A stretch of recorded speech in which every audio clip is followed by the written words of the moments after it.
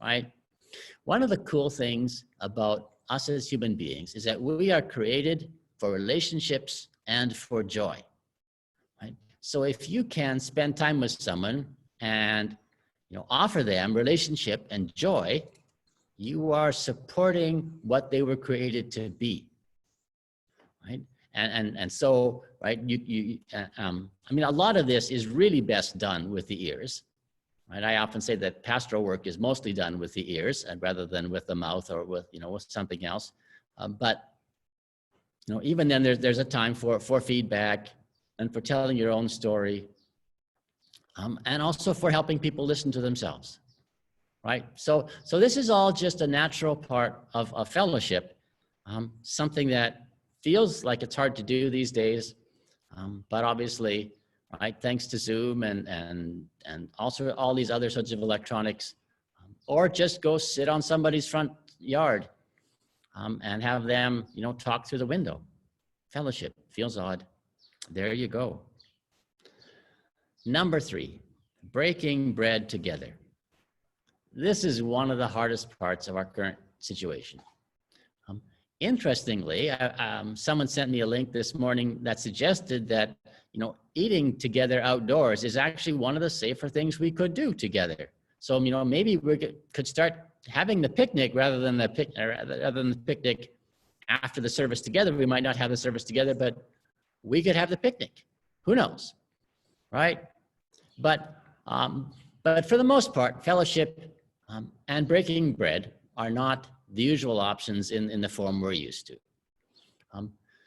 So what is it? What is it about breaking bread that works? And that's just sort of a long list. There's lots of reasons why eating together, right, works.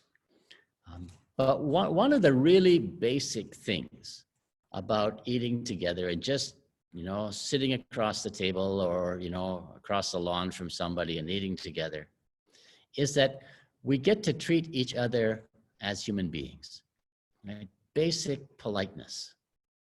Basic politeness is important because for so many people, you can spend a long time without being treated like a human being. Maybe you go to work, nobody treats you decently, right? Maybe everybody in your house is being a jerk right now and you just can't stand it anymore, right? And so just spending some time with somebody who treats you with kindness, with politeness, with decency is a positive thing. And it sounds so small, right? But after a really hard day, right? Obviously, right, if you've had a really hard day and then somebody comes along and dumps even more on you, that's not going to help, right? But even after a really hard day, just to have the person who's handing you food at McDonald's, right, smile and say, have a nice day, right? Even that little thing helps, no matter how artificial it seems, right? And to hear that from a friend, from someone who cares about you and who can go beyond just smile and have a nice day, and go further in kindness and politeness, things like that matter. The final thing that the early church devoted itself to was the prayers. And so this is not just like each of the people going into their room and praying. It suggests a disciplined action, the prayers. Right? So the people, right, so they're like, maybe they did this in the temple during set times of the day, maybe did this in groups at set times of the day, right? But it suggests a disciplined activity. One of the nice things about this disciplined activity is that if you're devoting yourself to the prayers, you can use written prayers.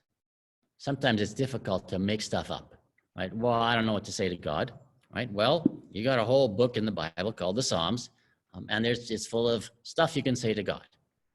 And so you don't have to write it, and the hymnals you can, just recite a hymn. Lots of things you can say to God that doesn't have to be your own words. You can make them your own words simply by saying them. So it's this disciplined action. And part of the disciplined action is to recognize that that you as a caregiver have to survive, right? You have to have something to give. And ultimately, you can't fix everything. That, no matter what is happening in anybody's world, right? You cannot fix everything, right? You might be a small part of a solution, but the fixing is a big task. And so you need to take care of yourself. You need to take care of yourself so that you have something to give, so that, right, you can imagine a way forward, so that your connection with God is solid enough that you can offer something to someone else, right? Lots of reasons why the prayers, right, this disciplined action of taking time, individually, as a group, and gathering strength and wisdom and all of these things, right, for your own survival and so that you have something to give. At the end of the day, the world is broken. At the end of the day, the church is also broken. Right? And we are, each of us in our own ways, broken. And it's okay just to sit with that for a bit. Just to recognize that, yes, Morgantown Church of the Brethren, broken. The pastor, broken. The leaders, broken. Okay, right? And then we'll try to help each other. We will do what we can with the resources that we have.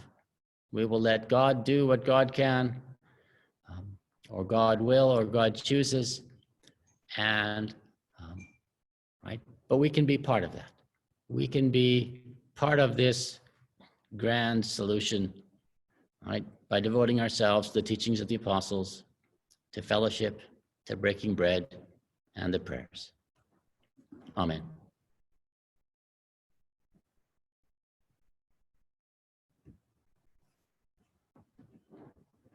I think I got the last song too.